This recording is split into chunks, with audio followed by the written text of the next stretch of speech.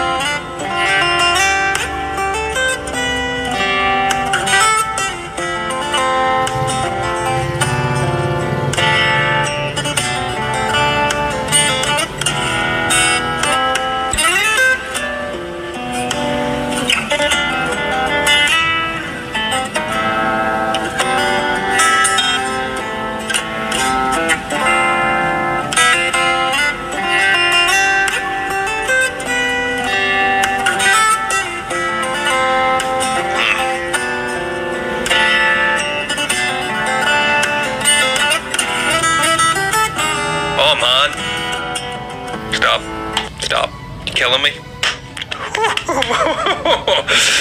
Oh, Phil, this is the first time I've seen him with any sort of histrionics in his face. We call that stank face. I make it a lot on my channel. I think I was probably just doing it. This. Oh yeah.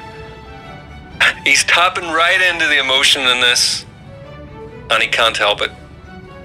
I actually think it's refreshing. I like both. I like to see this sort of stoic face where, you know, poker face, letting the music do all the talking, but at the same time there's a humanity comes through whenever we get expression in the face. He's letting it happen. So it shows you that it's not forced. Because some people do force that in their playing. They try to perhaps make up for the lack of expression in their playing by pulling silly faces. But the really good players only have it when it's really hitting them, you know, when they're really in the zone. Completely natural. Nothing about this is fake. I've always really loved this song. There's a very romantic chord progression in this, you know, very classical in nature. It's got that sort of aching melancholy about it.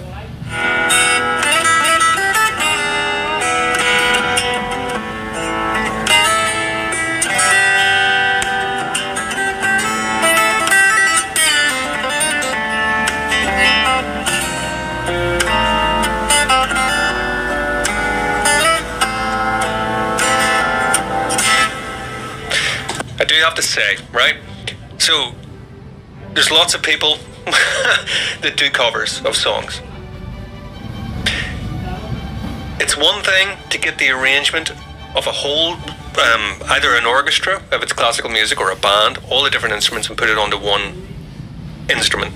That's not easy to do. It's another thing to play it. That's not easy to do. It's another thing to then play it live, right through. That's not easy to do. But what he's really doing here is, despite everything being on one instrument, I can still hear the separation. So I can hear the melody coming through. I can hear the accompaniment at different levels. And more importantly, I'm hearing the original song as he plays this. So he's managing to transport me to the original at the same time as hearing this. That's not easy to do. That's off again, sir.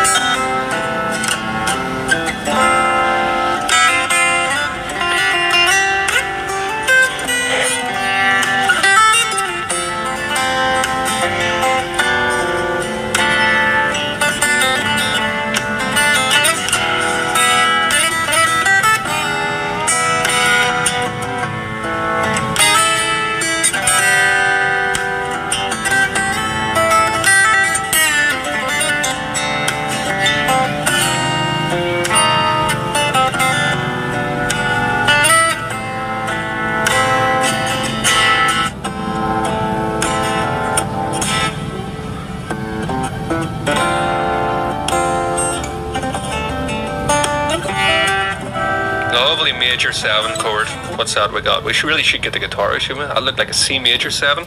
Now, I don't have perfect pitch, but I do have relative pitch, and I've got eyes, and I play the guitar, so I can see that was a C major 7. Beautiful chord, C major 7, C, E, G, and a B. Hear those two notes on their own. If you put those two notes right beside each other at the same pitch, you'll hear that they sound like wrong notes. Doesn't sound nice, sure doesn't. But when you separate them by roughly an octave, 7 notes apart, we get a lovely sounding chord. So that's what I would call a happy dissonance. Lovely chord. Let's go on.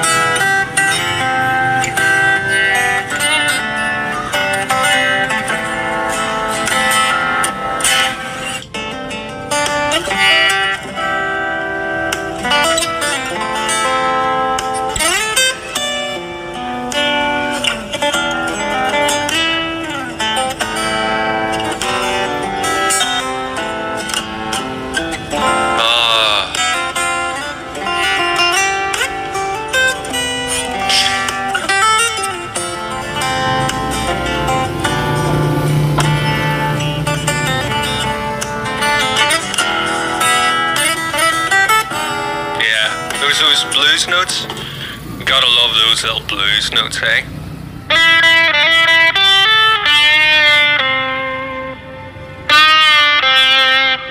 It really replicates what a singer would do, instead of landing exactly on a note. Hear the difference? Have you played? That's okay, but do you notice that his face goes at the same time because those blue notes? I can't help doing it myself. Sweet, let's go on.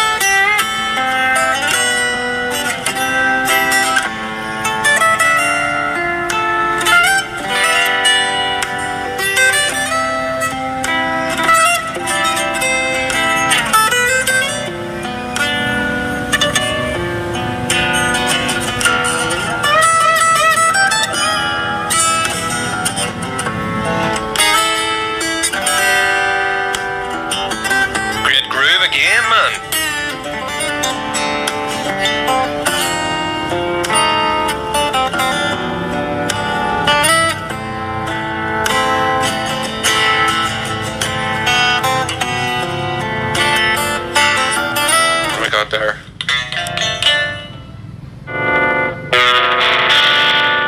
Oh man, love those chords.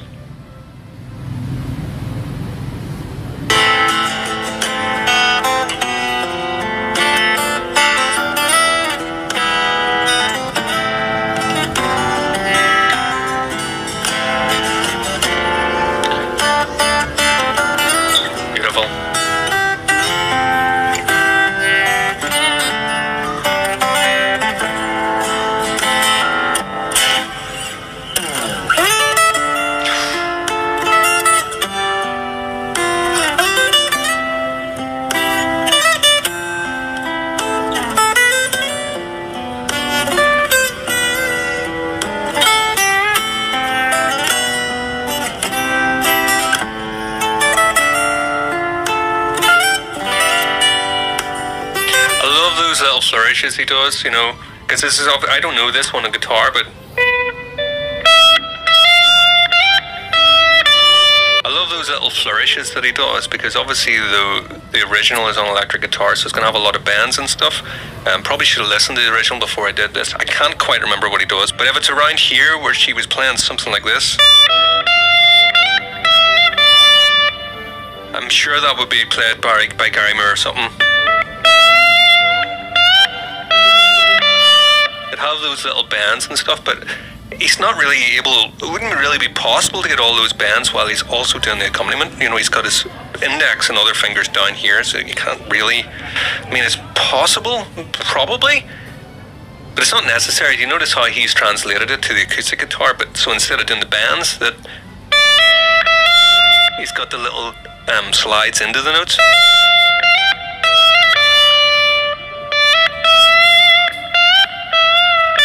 Something like that. It adds a lot of expression.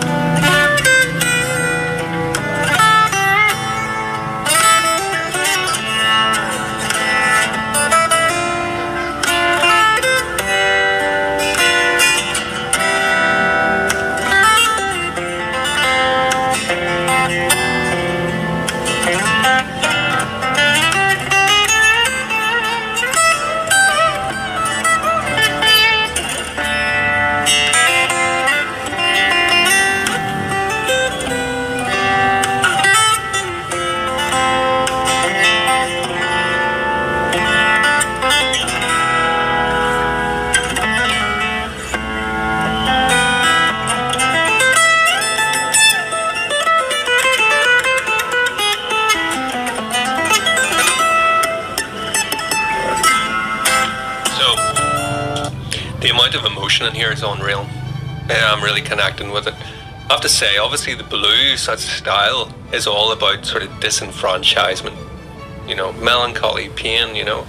And from what you guys have told me, he's a working class guy. He's a forklift driver, but he's a world class musician, obviously. He can do all this stuff. But something that has come to my head is, you know, the emotion that you put into your music has to come from somewhere. And I guess if you're born into money, or, you know, you don't need to worry about anything like that, any financial problems, it's not to say that you can't have your own personal problems and difficulties in life. Of course you can.